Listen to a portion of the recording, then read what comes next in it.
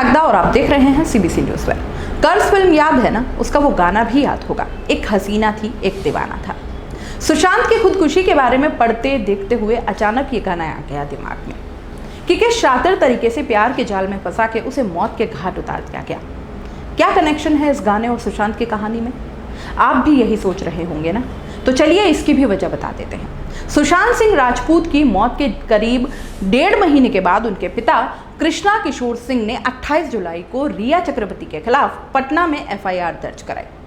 सिंह ने रिया पर सुशांत को खुदकुशी के लिए उकसाने का आरोप लगाया है।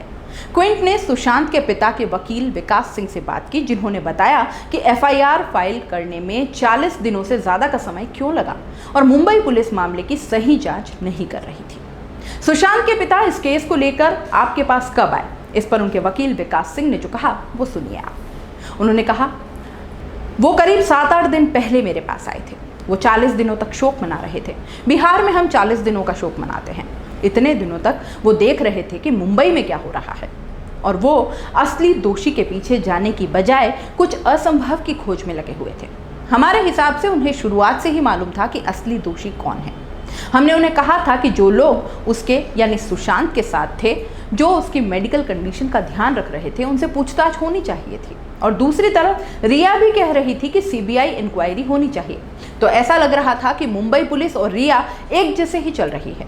वो उन पर आरोप नहीं लगा रहे हैं और रिया सीबीआई इंक्वायरी की मांग कर रही हैं। तो इसका मतलब पूरा आइडिया ये था कि किसी तरह उन्हें क्लीन चिट दी जाए और मामले को पूरी तरह से मॉरली गलत बना दिया जाए। उस समय जब वो मेरे पास आए थे और क्योंकि मुंबई में कोई एफआईआर दर्ज नहीं हुई थी, मैंने कहा कि हम इसे पटना में दर्ज करवाना चाहिए, क्योंकि आपराधिक न्याय की समझ में एफआईआर कहीं से भी दर्ज की जा सकती है। केवल पिता ही बात कर रहे हैं और इसका परिणाम भुगत रहे हैं। और दूसरी बात, खुदकुशी के लिए उकसाना कोई ऐसा अपराध नहीं है जो 1 या 2 दिन में किया जाए। ये किसी के दिमाग को कंट्रोल करने से शुरू होता है, जो बाद में चलकर ये कदम उठाता है। तो इसमें उन्होंने ये किया, उन्होंने यानी रिया ने ये किया कि सुशांत को परिवार से दूर कर दिया, खासकर पिता से। उन्होंने पिता से बात करने की अनुमति नहीं दी, उन्हें पिता के कॉल नहीं लेने दिए। अगर वो बॉडीगार्ड के जरिए बात करने की कोशिश भी करते थे तो भी फोन सुशांत को देने की अनुमति नहीं थी। तो इस साजिश में पहला कदम उन्हें यानी सुशांत को परिवार से दूर करना था।